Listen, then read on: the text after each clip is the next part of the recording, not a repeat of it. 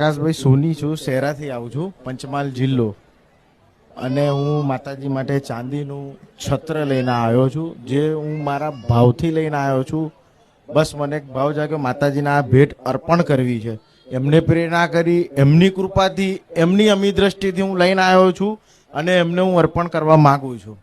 તે સ્વીકાર કરજો. અને મારી તમે હુકમ કરશો એવું કે માં જ્યારે બી દર રવિવારે માં તમારી ગાદી થાય, તમે દર્શન આપો બધાને, તો માજી તમે આ છત્ર જોડે તમારા દર્શન અમે હું એવું તમે.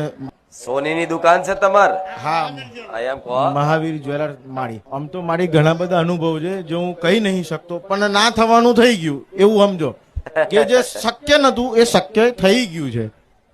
ખાલી વિડિયો જોવાથી તમે જે એને એક તમે નામ આપી દીધું, રામ રામ રામ રામ રામ રામ રામ રામ.